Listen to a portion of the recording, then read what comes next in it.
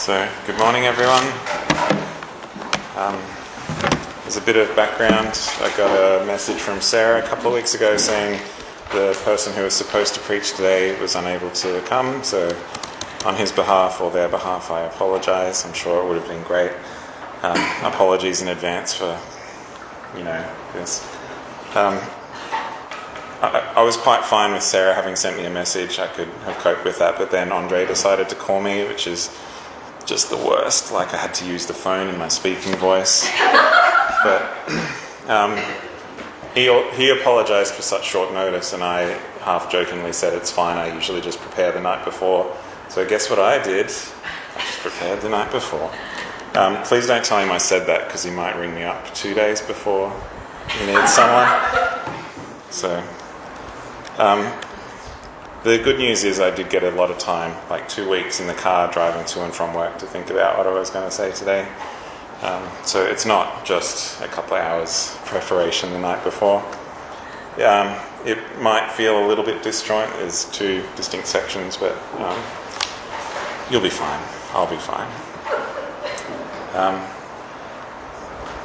Anyone come up with any other questions? Like, the reason Sarah and I look different is genes. It's obvious in hindsight. No? All good? I would also like to point out I'm not a huge fan of public speaking. Fortunately, I've had to stand up in front of a class at uni recently, so that kind of gives you a bit of cognitive behaviour therapy, and I'm a bit more used to it now. So if I look a bit stressed or frightened, it's not you people, it's all in my head, okay? The other thing is I usually write bullet points when I prepare for something like this, so this could go really, really quickly, or it could go really, really long. So good luck for all of us. What I want to talk to you about today is some of the most important realizations I've had in recent years, particularly around reading the Bible and what it says. Part of this came about because I joined a book club recently. So I joined it because a friend of mine goes to it, and after the pandemic it's very hard to find social activities, like to get out of your comfort zone again kind of thing. So this was a good way to actually plan to do something different to what I'm usually doing. It's very sporadic and informal. The book club does is they say, we're going to read these books in the coming months. When you turn up, just speak a little bit about your experience with the book and what you liked about it or didn't like. And in typical fashion, I overthought it, and I actually came up with bullet points of what I would like to discuss about each book. So the things, after reading a book, these are the things I like to think about and try and explain to people in the group. In hindsight, this is unnecessary, because half the time that people go, I hated this book and I didn't bother finishing it. So there was an easy escape route after all. But yeah, so the things I like to think about are, did the author write well? So did they use the correct spelling? Did they get their punctuation right? Was it edited well? That kind of stuff. Did they choose appropriate language? All that kind of stuff. So was it a good story on its own terms? So if someone else had written the story or written the book with that same story, would it still stand up on its own, regardless of how well it was expressed? Did the author do a good job presenting that story that they wrote? That's fairly straightforward, and that's usually the kind of stuff people who are marking writing or assessment in writing, that's the kind of things they focus on. But the challenge for me is to go a little bit further. So was there any context or background to that story that would enrich the story kind of thing? So what if it's a historically set novel, is there any historical information that can back it up or refute it? Where did the author come from? What's their background and cultural context? All that kind of stuff. And the last thing I like to think about, which I think is fairly unusual, is you can take the story at face value and you can discuss it on its own merits just as that story. But sometimes it's interesting to think about whether there were any principles or higher level ideas that emerged from the story. So there's the story as it's written, but if you can join it to other experiences and other stories or media or something like that, then you often there's a whole other layer of understanding that you can get out of a story. And the interesting thing for me for thinking about that is it's often far less about what the author intended. This is very much a critique of how I interpreted a story or what I get out of a story. So the high level ideas often are things that I come up with, which are prompted by the story. So what else can I connect the story to, and what did I learn? But after doing that for a couple of stories, it's really hard to switch that off when I read other things now. So the book club is, it's made up of people who are busy. I've been there for most part of a year now, and I think I've been to 3 of the get-togethers, and they're supposed to be every month. And I think over the past year they've had 5 of them, so it just happens. But I've read other books in that time. I've consumed other media. I've watched other television. I've watched movies sometimes. But I start to think about these kinds of things for everything I watch. After COVID, when everyone was stuck at home and all they were doing was watching Netflix for a while, I kind of burnt out on watching a lot of TV shows and media, because like the stories are fine, they're well written, well produced and all that kind of stuff, but I found myself really struggling to care about characters that aren't real. And that's where that high level principle or thinking about stories comes from. Let's look at superhero movies in particular. If you're watching a story where the resolution is 2 people physically fighting each other, and the one who is the best in a single event or a fight or something like simplistic like that, and they gain the moral high ground as a result of that, that just bores me to tears now. I honestly don't get anything out of that. I was quite happy to go to the movies every time a Marvel movie came out, and I just get so bored these days. No offense to anyone here who does enjoy those, I'm just saying I really struggle. The only television I can really watch now is, ironically, really, really inane stuff. So game shows where it's mostly jokes, because I don't have to care about characters, I don't have to pretend that the story means anything. It's pure mindless entertainment for 40 minutes. And after that I'm kind of done. I can't really justify spending more time on it. But even newspapers and news shows and things like that, it's worth taking a step back and thinking about. News on commercial television in particular, you have to wonder why they're allocating time away from their reality TV shows to present news. Are they getting the same benefit from showing it to the audience that they would showing something under the label of pure media or not? It's very helpful to keep the perspective or the agenda of the producer of anything you're watching or consuming in mind.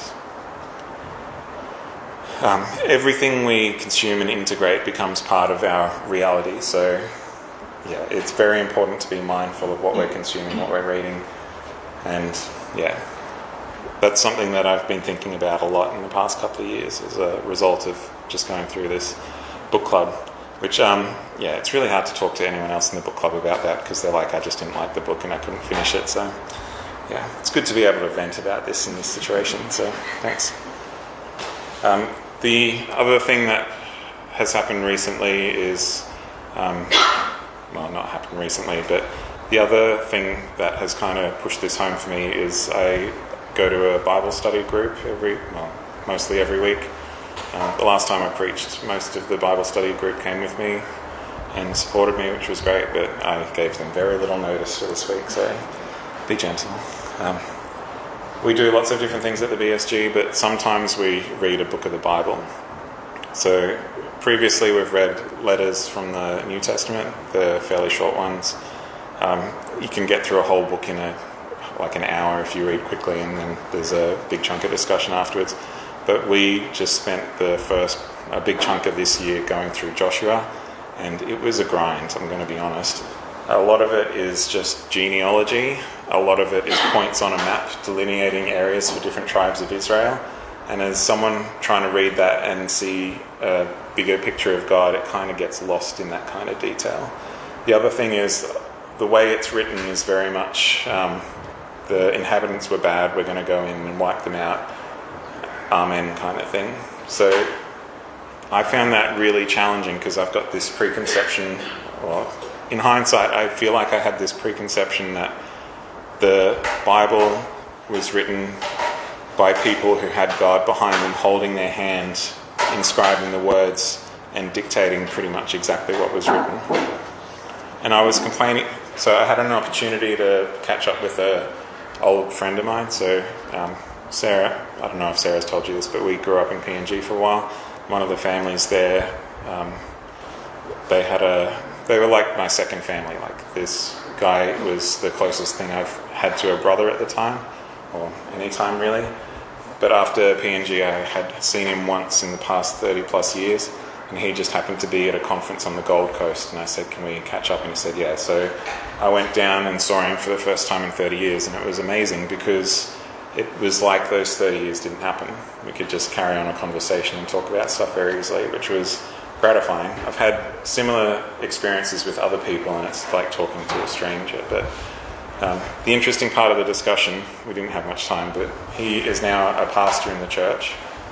And I was complaining to him about how I was struggling to get through the book of Joshua and how it seemed to be like poems or battle poems or stories that the Israelites told each other or told children around the campfire, and it was written down as a record of those stories rather than a record of the factual events at that time. And he looked at me and said, yeah, that's just how it is. You can't read it literally.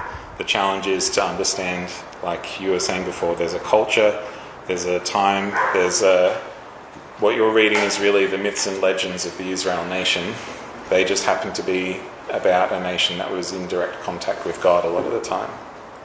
But the idea that God was behind the author of Joshua, holding his hand and dictating it, that's not what happened. And that was challenging for me, is an easy way of putting it. It was good talking to my friend for the first time, but that was 5 minutes in an hour-long conversation before he had to go back into the conference, and I couldn't really follow up with him. So I've harangued a bunch of friends of mine who are pastors after this and expressed the same problem. And they're like, yeah, like one in particular who's relatively young was telling me he had the exact same feeling and experience when he went through theology down at Avondale, is this realization that you can't read the Bible as words in English, literally one after the other. The challenge is about finding the principles above it. So expressing that fear and concern about what I'm reading and how challenging it is, and finding that it's not an uncommon thing and there's actually a way through it. That was an extremely impactful situation or event that I went through recently. So the other thing we do at the BSG is we like to read from different versions of the Bible, the same passage. So we find that different translations reveal different perspectives or biases or emphases by the translator against the original text. So hopefully by reading a bunch of these interpretations, we get a much fuller picture of the source material. I personally get a lot out of reading the Bible in the complete Jewish Bible translation. So the reason I like it is the CJB uses a lot of words that are not immediately familiar to me. So when we say God in a translation like the NLT or the KJV or something like that, the CJB will use Adonai, and I know that means God, but it's enough of a difference to trip me up and force me to think about how the words are put together, what's actually going on. And it stops me from using my preconceptions about how I should read the verse and actually actively think about it. It forces me to slow down and actually try and construct what they're saying rather than rely on my own understanding of the English words at that point. So another good example of this is they don't use the word church in the CJB at all. Pretty much every time you see church in another translation, the CJB talks about the Messianic community. Now, this is interesting to me because when I hear the word church, there's a lot of preconceptions that come with it for me. So when I read or think about church, one of the strongest images that just pops up in my head is the church I grew up in Toowoomba. And it's not the people in it, it's like the hallway between the church and the place you have lunch, which is, I have all this baggage about church, which is about buildings have a lot of baggage about what church means because there's the Catholic denominations, Lutheran, Baptist, Hillsong, all this kind of stuff, the SDA Church, etc. But none of this existed when the Bible was written. So if I'm reading a verse about the church and I have these images in the back of the head, I am not reading the Bible as it was written back in the day. So even just having something like church replaced with Messianic community is of huge value to me because it forces me to take that step back and think about what they were actually experiencing in that situation. And when you think about a Messianic community, what I'm thinking about is a group of people united by their belief in God. That's it, right? So out of those two definitions, church being a building I grew up in, going to church, or a group of people united by their belief in God, which of these is more true about the way the Bible was written? Okay? So it turns out I'm trying to do my book club list now when I read everything, the Bible included. And I more proactively do it based on these things, these two experiences I've had. So my takeaway from what I've just said here, just so it comes home, is I'm not reading the Bible in English today as it was written 2,000 years ago. Does anyone want to argue or ask any questions at this point? This is like my teaching at uni experience coming through. No? Am I wrong? Okay. Well, that's a relief. Whew. So, what do I do about this? So, with that background, the way I approach the Bible and the Old Testament in particular is I think about it now as narrative, and it has an arc. It's songs and poems, sometimes written down generations or hundreds of years after the subject of those songs and poems was written. What we can see from these is you can see Israel learning lessons early on, and the results of those lessons being realized generations after. It shows God consistently trying to bring his people and their understanding forward over time. It is heavily interconnected. So I brought this up in the Sabbath school lesson before. Not being able to read it in Hebrew is a huge loss the more I learn about it. The Bible constantly reuses particular versions of words. So we have like single words for concepts like love. The way that that's written in the Bible, there's a whole variety and a whole suite of words. And summarizing all of those specific concepts into this one high-level word, love, means we lose a lot of information in the translation. But those specific words in the underlying original text are often references across the Bible and reinforce those stories or draw allusion to those stories. And that's what I was talking about with the story of Babel before. We can read it one way quickly in English, but there's an amazing exploration of the story of Babel by a guy who's read it in the original Hebrew and drawn those connections, and this high-level story about slavery and God getting upset about people being forced to build when they should be free to make their own decisions. Like, we just don't see that normally.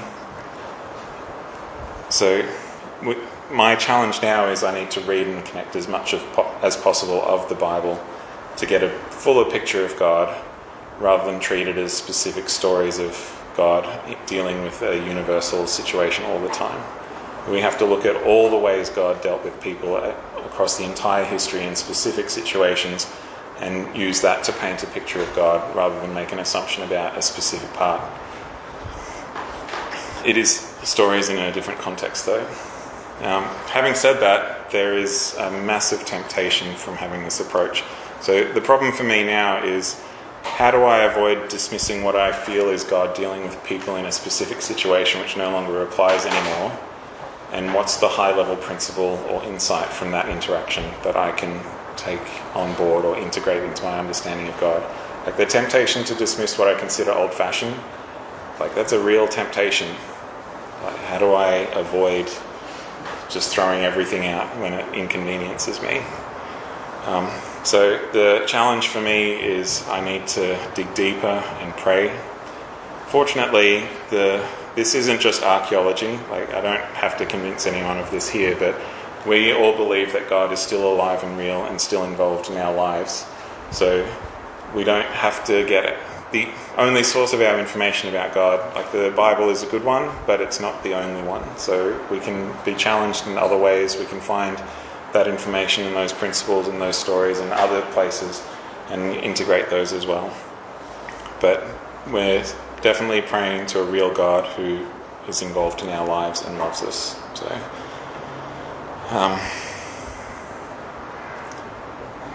having said that, now this is the second half of what I wanted to talk about. So, having gone through that, what is the bit of the Bible that I am most confident about? Like, if I suddenly am in a situation where everything is up for debate or interpretation or something like that, that's honestly not a good place or a good way to be, right?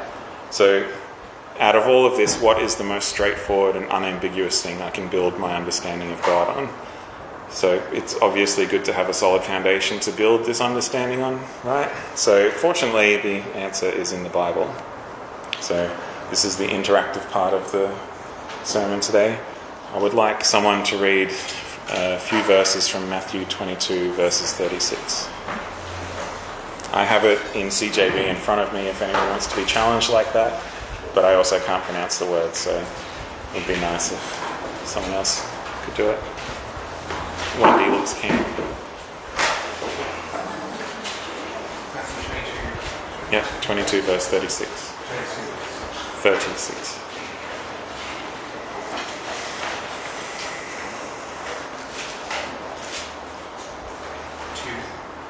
Twenty, 40.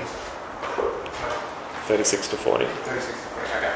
Teacher, which is the greatest commandment in the law? And he said to him, you shall love the Lord your God with all your heart, with all your soul, and with all your mind. This is the great and foremost commandment. The second is like it, you shall love your neighbor as yourself. Upon these two commandments hang the whole law and the prophets. So, love the Lord your God with all your heart and all your mind, and love your neighbor as yourself. According to Jesus, with his own mouth, this is the most fundamental and unambiguous part of the Bible that we can build our understanding on. If anything challenges that, then we need to spend some time figuring out what the situation is and the challenges. But in my mind, this is the fundamental part of the gospel that cannot be misinterpreted or reinterpreted or dismissed. It's also, might be the same situation, but the same answer is given by Jesus in Mark 12:31. And just to emphasize the interconnectedness of the Bible, these are actually references to Deuteronomy and Leviticus, so all part of the same thing. So that's great and all, but what does this mean and how does it apply to our lives? Like, to take the words from the Sabbath school lesson this morning, what's the mission here? So I think the big question out of it is, what is love? Like, as I said before, love is one of those words that has many different interpretations in English, but there are specific words used in these different parts of the Bible. What was the intention here?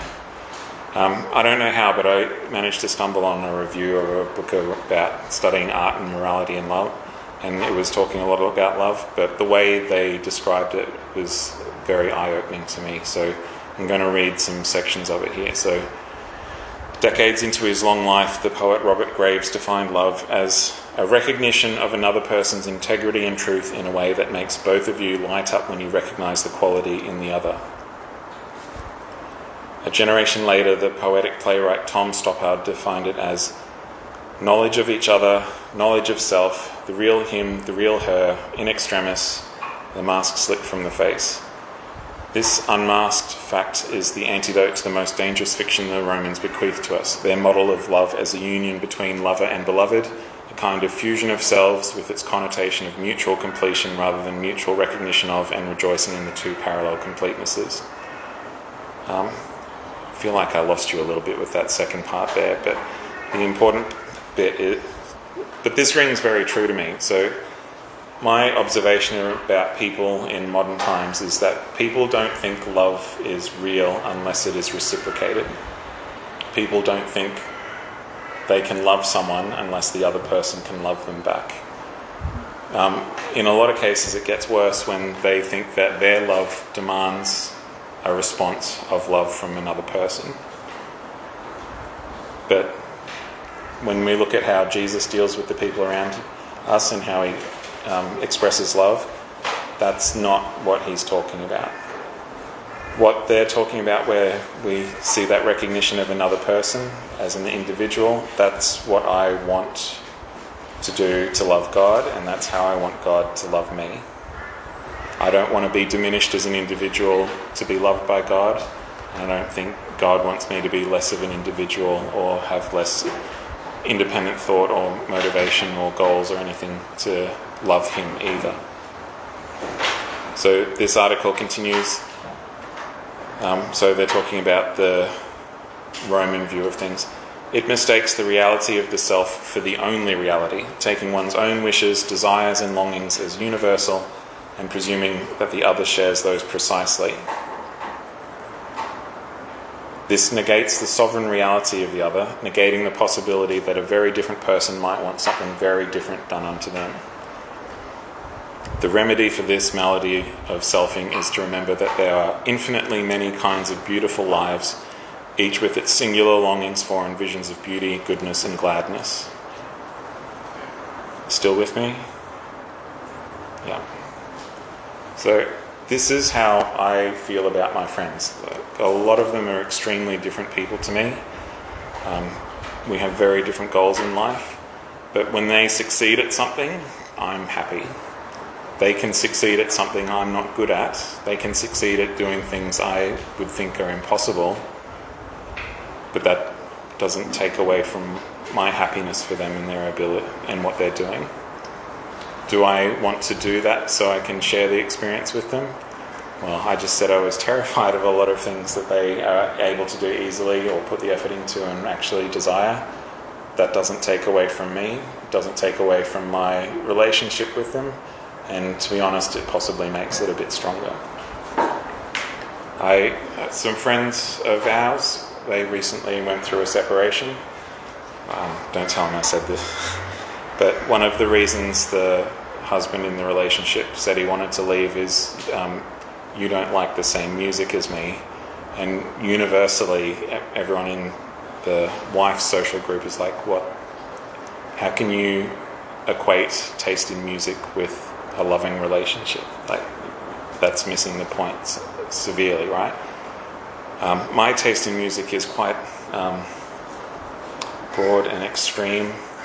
I haven't met anyone who shares it, especially my wife, who, in her defense, tolerates it but does not share it at all.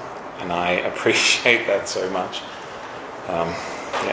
Her taste in music, like, she will happily watch The Voice. Just don't get it. That's fine. She seems happy, and I want her to be happy. But she doesn't expect me to sit there and watch it, and I am quite happy for her to sit there and watch it. But my summary is, I believe this is the kind of love that Jesus is talking about. This is how I feel it is to be loved by God. Like, if I want to learn guitar, I don't want Jesus to come in and go, look, mate, really, you should be learning the harp. That's what we're doing in heaven these days. That's not how it works, okay? But while it was great to have that article express these words, and it was extremely eye-opening for me, I don't think it goes far enough. I think love goes further than just the recognition and acceptance of another person. So the other thing I found recently was has anyone seen the Bible Project? Yes. Bunch of clips on YouTube or the internet by some guys who really dig deep into the Bible. They did one about digging into what agape love means. And I'm going to quote a couple of bits from it. So they take on what I was just saying, but they argue that the love is best expressed through action. So if we take the verse that Connor just read, that the fundamentals are love God with all your heart and all your mind, and then love your neighbour. So they're asking the question, which of these is the most important? Is it loving God or loving your neighbour? Jesus' answer to this question is yes. To ask the question about which one is bigger or better means you don't get the point. For Jesus, they're two sides of the same coin. Your love for God will be expressed by your love for people, and vice versa. They are inseparable. Love is action. It is a choice you make to seek the well-being of people other than yourself. I'm stepping out of it. The implication there is it's not a feeling all the time, or at all in a lot of cases. Again, it's a choice you make to seek the well-being of other people. Jesus also went on to teach that genuine love for God and others means seeking people's well-being without expecting anything in return, especially from people who are in difficult situations who can't repay you even if they wanted to. According to Jesus, this kind of generous love reflects the very heartbeat of God.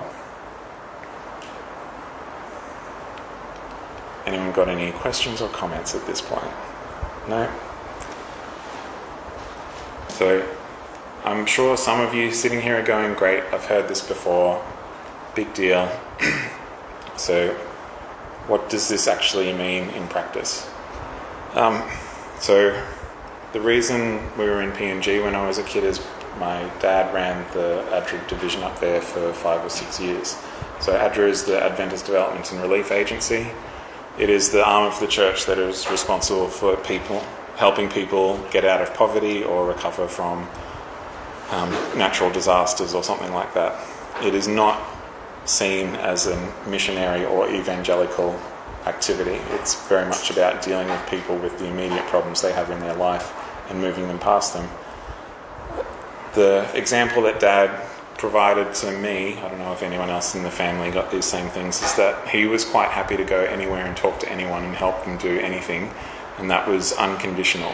There was no contract that said, we will help you set up a walkabout sawmill in your village so you can engage in the greater economy in the country, but you have to come to church for 26 out of the next 52 weeks or anything like that. He was there only to help people get ahead, and that was it. So, taking that and thinking about my peers who are still in church, so growing up, not many people my age are still, that I grew up with in the church, are still in church, but if I take a step back and think about the example that their family provided to them, their family was very much, they turned up to church, they expected someone to contribute to the potluck lunch for them and all. It was very much church for them was very much a subscription. They went there, they put their time in, and they expected to get something out of it. Well, the example of my dad, and like my mother in other ways, their example of how to interact with church and the community was very active in comparison. And I feel like a significant part of the reason why I'm here still, and like I wouldn't be up the front if it wasn't for that example of sometimes you've got to do something to help people. And I think Dad's work with ADRA in particular gave me an excellent perspective on what it means for the church to be engaged in improving in the community. So, to recap what I've just gone through, our neighbours are everywhere. I would argue that God, through Jesus, gave us a model of what this looks like in practice. Jesus, when he was here on earth, he helped everyone. This was regardless of their health. He didn't say you have to be able to walk on your own two legs before I am going to deal with you. He didn't care about their ethnicity, their religious belief, their diet, anything. Also important to note is that the help Jesus provided ranged greatly. So it ranged from healing people who were afflicted to simply forgiving people. There are instances in the Bible where there were people who suffered ailments and he did not heal them, but he said they were forgiven. He healed on the Sabbath, he ate on the Sabbath. He also helped people have a good time at their wedding. I'm pretty sure the last time I was here I talked about the wedding at Cana. The miracle there is he made a party better for his friends. Like, what can we learn from that? He was part of their community and he turned up to support them and improve their community. the flip side to this is, how often do we let our literal interpretation of the law get in the way of practicing this fundamental? So, we're almost there. Am I going too slow, too fast? No? Okay. So we're going to look at an example. The story of Naaman. Is everyone familiar with the story of Naaman? Does anyone want to read the story of Naaman? Like, are we hard-pressed for time or anything? Does anyone want to read 2 Kings 5, 1 to 16? And then I'll take over.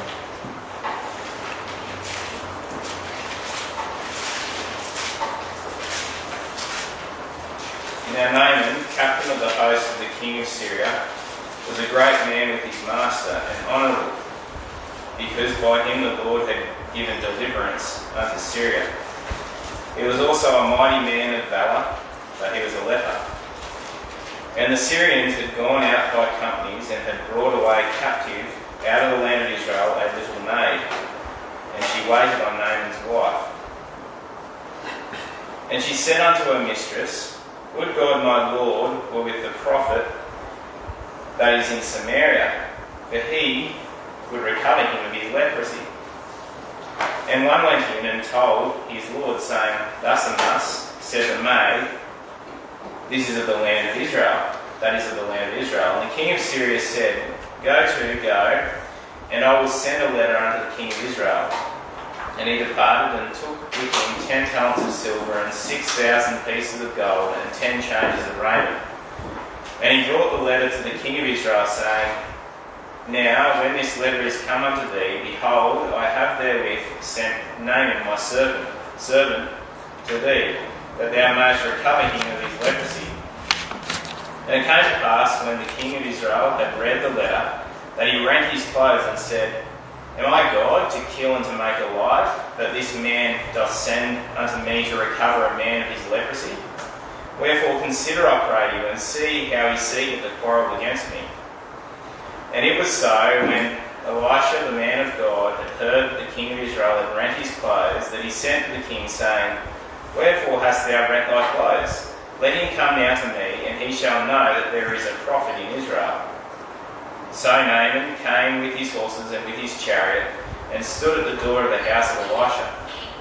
And Elisha sent a messenger unto him, saying, Go and wash in Jordan 7 times, and thy flesh shall come again to thee, and thou shalt be clean.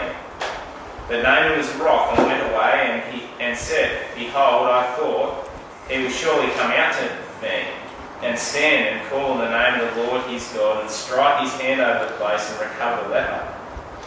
Are not Abana and Pharpar, rivers of Damascus, better than all the waters of Israel? May I not wash in them and be clean?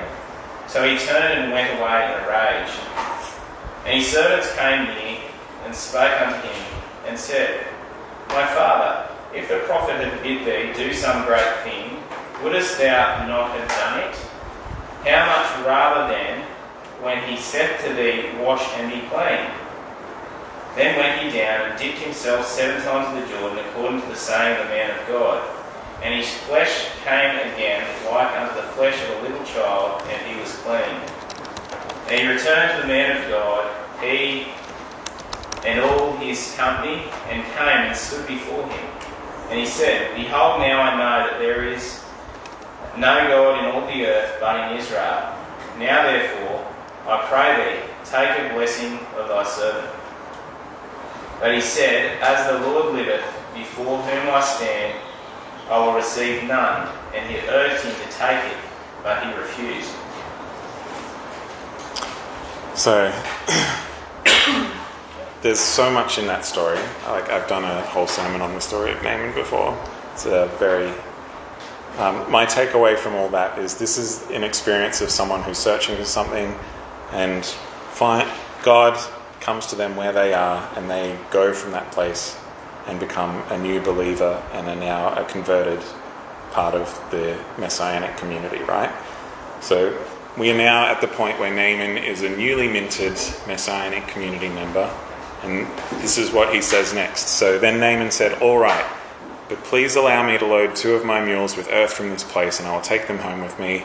From now on, I will never again offer burnt offerings or sacrifices to any other god. except the Lord. So he knows not to go home and worship false idols. He's found the right God. He wants to do the right thing and build up these habits and have this environment where he is comfortable and able to build that relationship with God. He goes on though, however, may the Lord pardon me in this one thing. When my master the king goes into the temple of the god Rimmon to worship there and leans on my arm, may the Lord pardon me when I bow too. So as a newly minted member of the church or the community, he knows that it is wrong to worship Rimmon, and he believes that it is wrong to assist people doing the wrong thing. So it is very easy for us to sympathise with Naaman. Like, he's newly minted, he wants to do the right thing in everything that he does. He's very concerned with getting the motions right. Like, habits are an important part of integrating new things into your life. So taking that soil and building the altar and all that kind of stuff, very useful, but not really the high level point, right? So my questions at the end of from this story is, what is the difference between the king not worshipping a god and worshipping a god that doesn't exist? What is the difference between Naaman not helping the king and helping the king? Given the central idea from what we read in Jesus' answer is to seek other people's well-being, what is the right thing for Naaman to do in this situation? And fortunately, Elisha gives us the answer to these questions. In verse 19, Elisha says, "Go in peace." So Naaman started home again. So, doing something is important. Helping people where they are is important.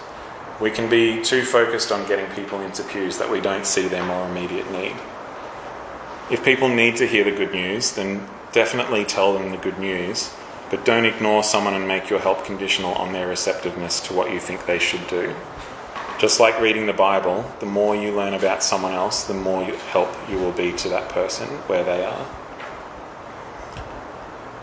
I believe a church should raise the standard of living in any community they're a part of, unconditionally. As a reminder, everyone is loved by God, and that's the example we should follow. We should do our best to love everyone as well.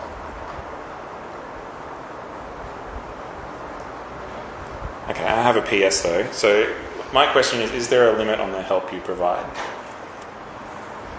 I think the answer is yes. So we are only human and we only have so much time and energy, right? So there are very practical limits on the amount of assistance and help we can provide to the community around us. Another limit on the help we provide to another individual is contained in the seeking of all people's well-being. So everyone is your neighbour, everyone's well-being is in the equation. So my personal belief is that freedom and tolerance and your ability to help someone are contracts. You can expect my tolerance and help until you express intolerance and greed. If you've done that, then you've broken the contract and I'm not obliged to help you anymore. I do not have to help you in your intolerance. I do not have to help you take away from other people. If you've done that, I am, in some ways, I've found someone who needs my help more. There's a whole other discussion we can have around freedom and tolerance and examples of that, but that's what I wanted to end on. Just a little counterbalance on the other side. But the important thing to remember is what I said before. Everyone is loved by God, and we should do our best to love them too. So our third hymn today is 311.